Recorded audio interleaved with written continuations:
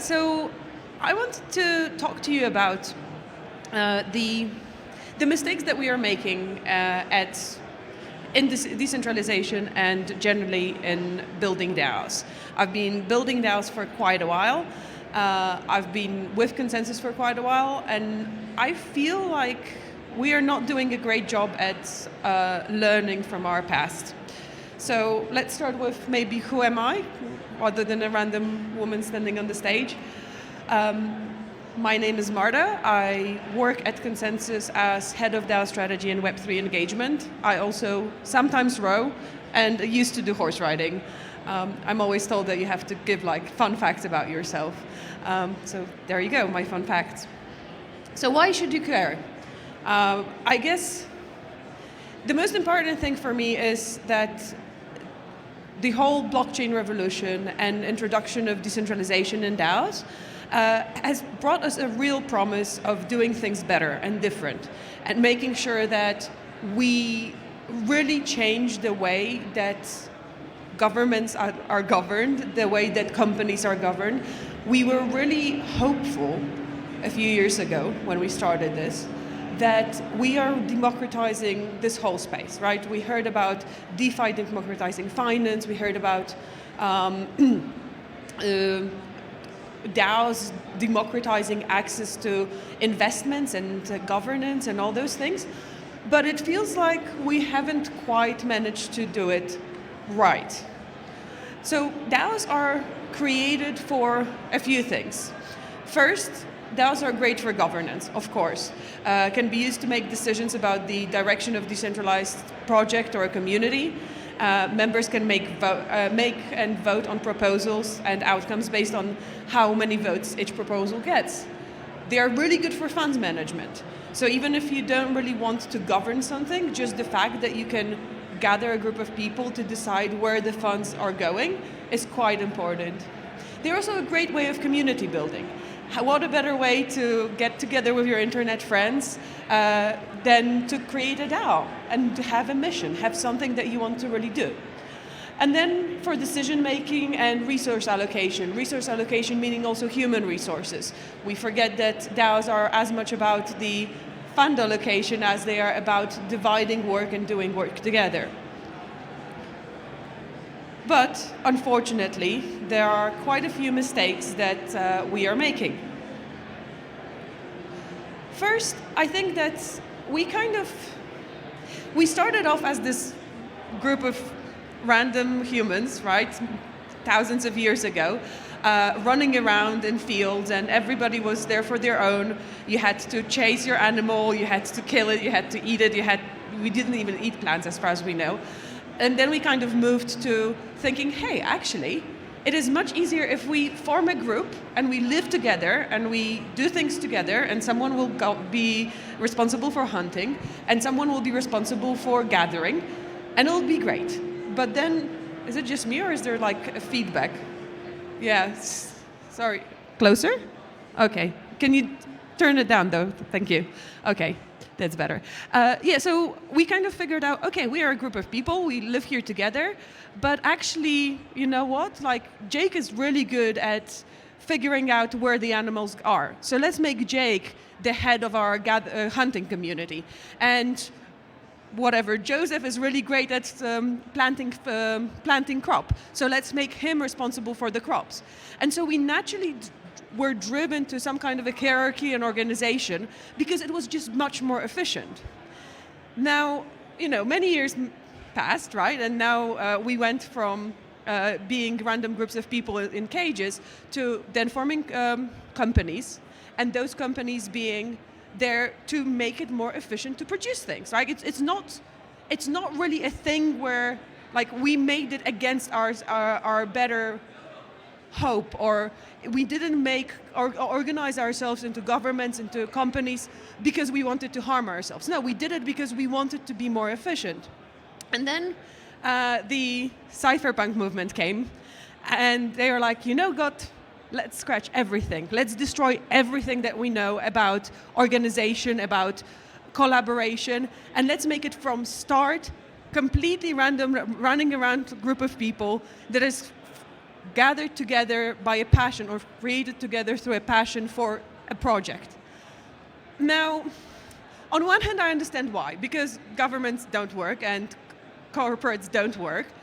On the other hand, I think that this is the first mistake, thinking that we should be forgetting about everything that we learned from our, dare I say, ancestors, and reform everything rather than doing an evolution and improving the status quo and learning from the things that also work really well today. Because there are good reasons why we are all here. There are good reasons why we had to cross the border, even if I'm not a huge fan of borders. But it makes it much better. The second big thing that we don't do so well in DAOs, and that is a common mistake, is just ignoring the overhead. And I'm sure you all know here, you've participated in more DAOs than I, that actually organization and coordination of humans is really difficult. And now if we have completely independent humans that have all the same thoughts, they all have the same rights and the same power, and they all want to discuss, well, that unfortunately leads to a lot of complications. And I'm sure you've heard about the bike shed dilemma. It's a game theory concept which talks about the fact that if you have a community and there are two decisions to be made, one of them is about starting a nuclear reactor or creating a nuclear reactor, and the other one is about what color to paint the shed in. It turns out that people will be very quick to make the decision about the reactor because it's very complicated and there are other people that know better, so they will refer to experts and say, okay, yeah, you know what you're doing, so I'll vote as you do. Now, everybody has an opinion about what color the bike shed should be, and there will be long discussions about it. And that's exactly what we're seeing in DAOs today, where important decisions pass within seconds because nobody really has the ability to make those decisions or make informed decisions. And we are really overcomplicating this, the whole governance space by making people make a lot or asking people to make a lot of decisions a lot of the time. And these decisions are quite hard. On the other hand, you will have long discussions on forums about mundane things that don't really move the DAO forward, but it is just something that everybody wants to express their opinion. Now, the third thing is a big problem of our industry. I think that we are really having a difficult time right now seeing how not decentralized we are. And before you tell me that your DAO has 10,000 people on Discord, that is not decentralization. First of all, 10,000 is not really decentralized, thinking that we have 7 billion or 8 billion people now in the world. But also, it's not 10,000. You well know that 99% of them are bots. I actually found a very interesting paper yesterday that studies the hidden problems of DAOs and talks about does a full study on how decentralized DAOs actually are. So they use two coefficients, the Gini coefficient that is measured to easiest to measure the inequality and distribution of any fungible good. And in this case, this is voting power. So Gini coefficient always ranges from 0 to 1, meaning 0 is perfect equality, and 1 is highest level of inequality. And to give you a reference point, most governments and most countries have the Gini coefficient of distribution of wealth, because that's the easiest to measure, between 0.7 and 0.85. So that's where we are right now. That's how distributed the voting power is, right? And that's both for holders and when we talk about delegates. The second thing is the Nakamoto coefficient, which is, it was introduced in 2017, and it is used to measure how decentralized a system is by counting how many parties are needed to collectively take control over the system. So basically, if we talk about DAO governance, this means that we are counting the number of addressees that are, which together hold more than 50% of voting power. And again, I mean, ENS is fairly good, 94, but Uniswap, 30, right? We go to things like Radical, 6, Strike, 1. That is insane, guys. Like, we are in deep, deep trouble right now because of that. Because every decision that governance is making, and I'm sure you heard the horror stories of that, is made by a handful of people that talk behind closed doors about it and actually agree on it. I mean, I'm not going to name names here, but in consensus, we actually are very heavily involved in governance of some of the protocols, to the point where we are one of the top delegates for most of major protocols. And recently, there have been some big discussions and big changes introduced to ENS and to Uniswap. I was called at 3 a.m. in the morning by another delegate being like, no guys, you have to change your vote. It's not according to what we want. That's the level of, really, it feels like Capitol Hill. And the fact that we are comparing DAO governance to traditional governance that we tried to destroy, well, we are clearly failing here. So I really, really worry that the problem is not voter apathy. The problem is that these numbers mean that also, if we look at the distribution of wallets, the same people are top governors on Uniswap, on Aave, on whatever other protocol, Hop, Compound, wherever it is. It's always the same small group of people. And we see this at conferences, right? We come here, this is a biggest industry conference, and probably see some new names. But most of the time, like, you come to those conferences to meet your friends, because we are still a very, very small group of people. And we need to work on better adoption and greater adoption and much more diverse group of people participating in the governance. Fourth is not learning from the past. I already mentioned a lot of it, a little bit of it. So etymologically, word governance can be derived from a Greek verb kubernen, which means to pilot or to steer. So the concept of governance was first used by Plato to design a system of rules that will make society more efficient.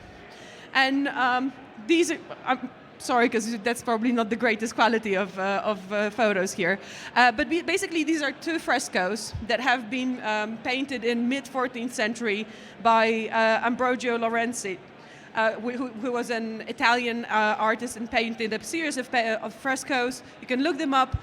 He depicted what a good government and bad government is and the impact on society. So if you look at this one, it's like, this is the good government. The society is prospering, everything's beautiful, women are dancing. Here, it's quite damaged, but we can actually see bad government where people are killing each other and everybody's poor and so on and so forth. So that concept of actually government is there for us and to help us, that's something that we always felt and hoped for. And when it comes to DAOs, I'm not saying that governments should replace DAOs, because I'm very far.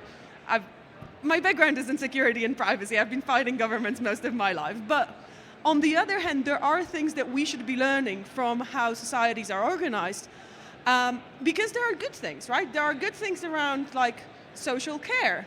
There are good things around just the structure. If you get robbed, you go to the police should be doing something about it. If you get rugged, who do you go to? Like, recently there was a book published by an investigative journalist that found who did the DAO hack.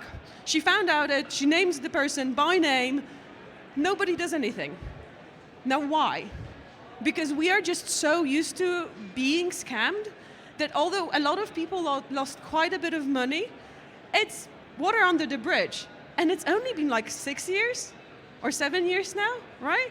But it is, if you think about it, in a normal day-to-day world, what happens is you get robbed, someone attacks you, you go to the police, they open a case, and there's someone that is being paid for actually chasing the bad guys.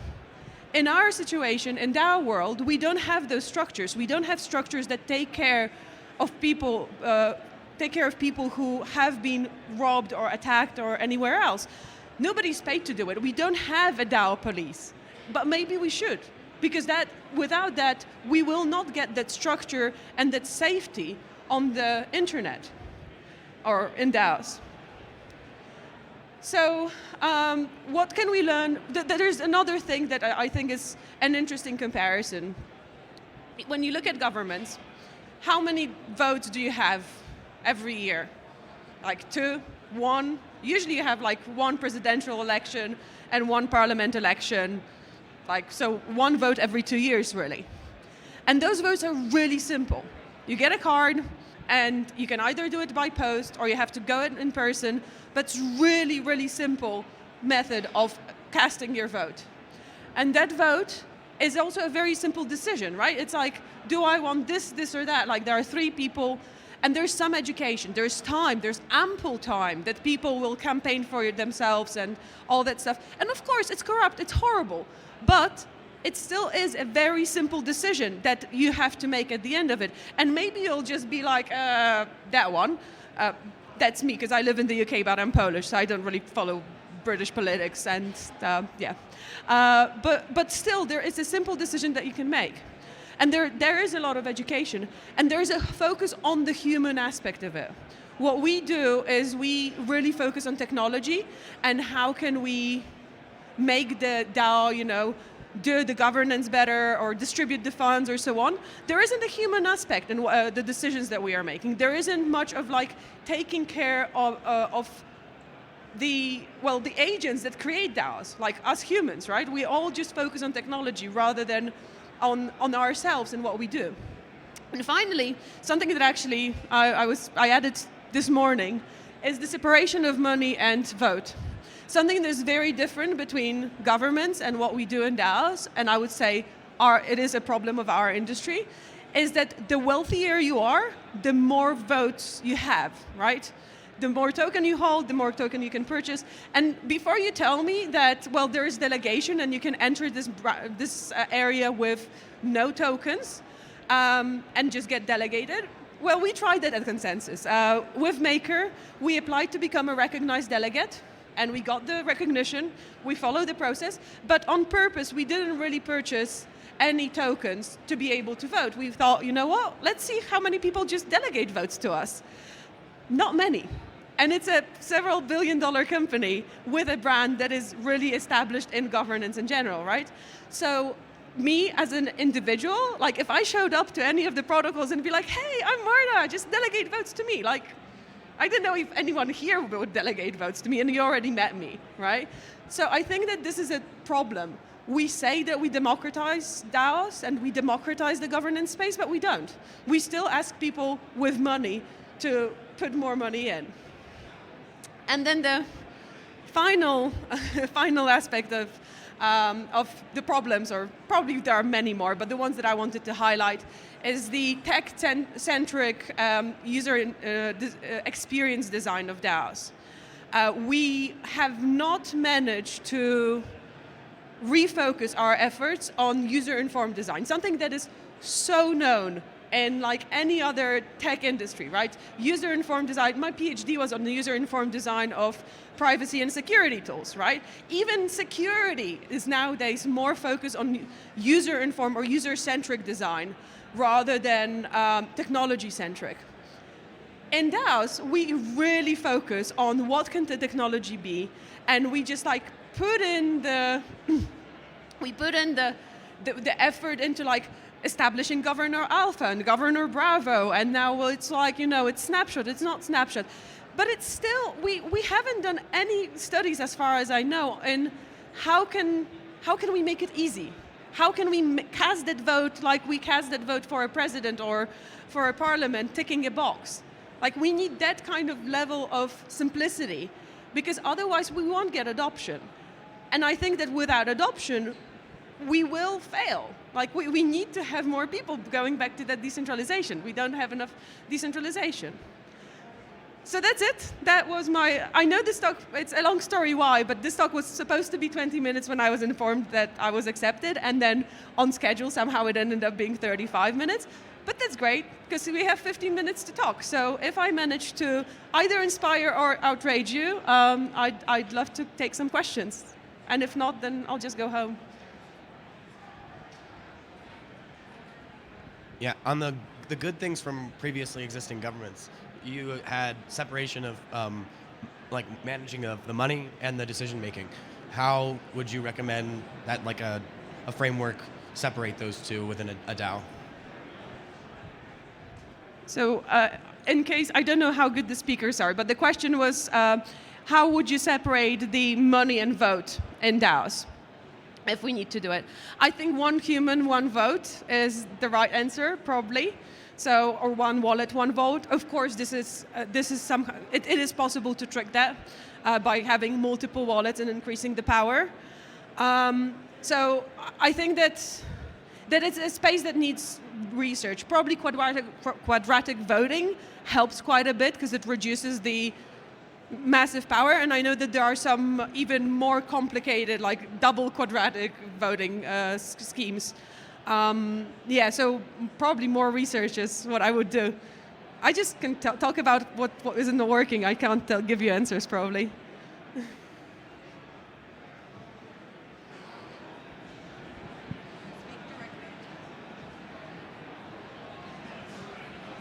Yeah. So you go. Yeah. Is this working? Yeah. What things would you take from current governments and imply in DAOs?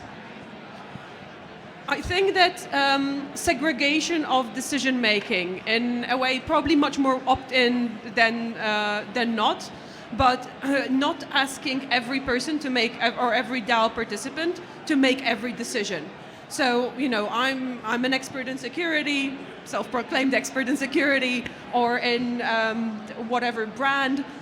I will vote on those things, but don't ask me to make decisions on tokenomics, because I have no idea what that is and I don't really have time to dive into it. So I think that this would be one of the biggest things that I would want to take from like what we know or what we learn, is just making it simpler and much more rare to vote. The too many votes are also a big problem. I didn't include that in that the graphic from that paper, but I'm happy to share it with you. On how many votes there have been, or proposals that you needed to vote on.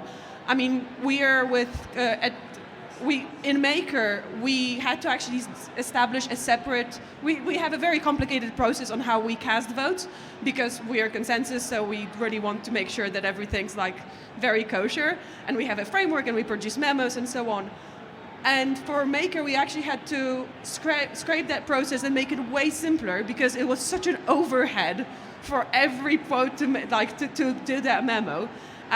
So too many votes is another, I think, we need to reduce that. Hi, I'm the founder of CDAO, and we have gone through 1 year evolution. So I totally agree with you what you're talking about in the evolution with revolution. So I've got two questions for you. One is about hierarchy, because as you evolved and your DAOs get larger and larger, maybe you will use like some separation about mounting, governance, and then if you need rare votes, sometimes we will involve like several layers. It means it have some hierarchies. So how do you think about hierarchies and the DAOs for flat organization? This is the first question. And second one is, how do you think about non-DAO? Yeah. So I think on the first question, I think that sub-DAOs and having some kind of working groups and task forces and all of that is very important. And that goes back also to the overhead, that like the more overhead, there is a lot of overhead in the discussions. So limiting the size of the discussion to people that actually should be participating is quite a good way to do it. And I think that there are some interesting models of like, even with delegation, for instance. I was talking this morning to someone, and we were saying maybe we should have a system where delegates need to be re-elected. So like the same way as governments, we have to re-elect our government. With delegates, once a year, you lose all of your delegation rights and everything, and then you have to vouch for yourself again to become a delegate. So I think that kind of models are really required as your DAOs scale. I'm very happy to hear your speech. We have run a DAO in Chinese community for half and 1 year. And now we see DAO as an infinite game and focus on coordination. Yesterday, I have been to DAO Denver. I'm very happy that DAO co-contributors are talking about how to develop leadership in DAO. But I have a question. Because if you really run a DAO, you will know you need to get things done and you need to coordinate. I think the good governance is a combination of top-down and bottom-up. And I want to know, how do you think we can coordinate we can balance the bottom-up and the top-down and the bottom-up? Yeah. That's a very interesting question. How do you balance that out? I think that because DAOs are such a kind of endeavor in human coordination and community and all of that, I would say that it's interesting to see an initial structure that is like created by the the founder DAO team, whatever you want to call them, founding community, ideally. But then having it flexible so that as the DAO grows, there are proposals, and that process of making changes to the way that the DAO is coordinated is very simple and open. I think that's a good way of like providing an initial structure, but then being very open and agile to how to change it or how to make it better for the participants. I guess the challenge that we observe with DAOs right now is that, unfortunately, they are not very agile. Like making a decision in a DAO and like making a change to the structure is very complicated. So simplifying that process would be the next thing. Any other questions? Yeah. Hi, thank you for sharing. You just mentioned that you prefer one person, one vote mechanism, but my concern is that mechanism will lead to populism, which will make DAO ineffective. So would you like to elaborate more on that? Yeah, thank you. I didn't hear your concern, sorry. Can you repeat? Yeah, just a concern that one person, one vote will lead to populism. Yeah. Yeah. Yeah, that's true. That is also a challenge, I think. And yeah, as I mentioned before, I think that we just need to dive deeper into different versions of how to do it. Maybe some balancing act, or maybe, because we have, like, ideally DAOs should be a meritocracy, right? So those who do and those who know most have the greatest power of voice. So I think that maybe what we should be doing is we should be really just giving voting power based on how much you know on that topic and how much the community understands that you're an expert in that topic.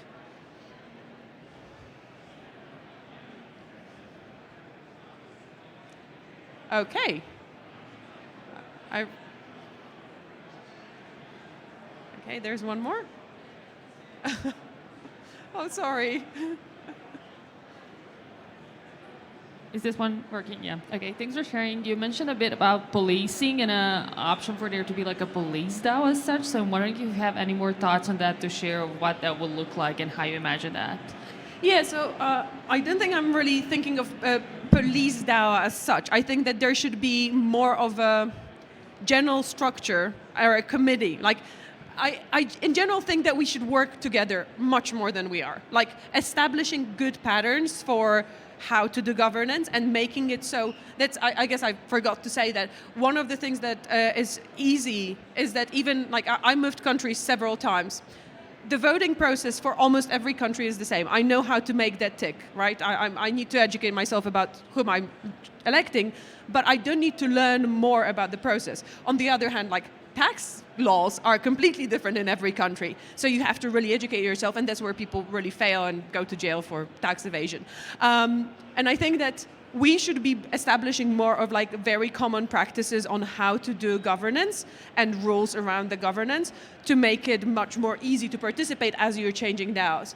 So going back to the question about policing, I think that we need to form a committee, like as a whole Web3 industry, we should have like improvement committee, and part of the improvement committee would be like one working group, as I imagine it, would be talking about standards around governance, and another one would be talking about the security and would serve as that kind of, chasing the bad guy's body. Awesome. Well, thank you so much. Thank you for all the questions. I'm really enjoyed talking to you, and see you around.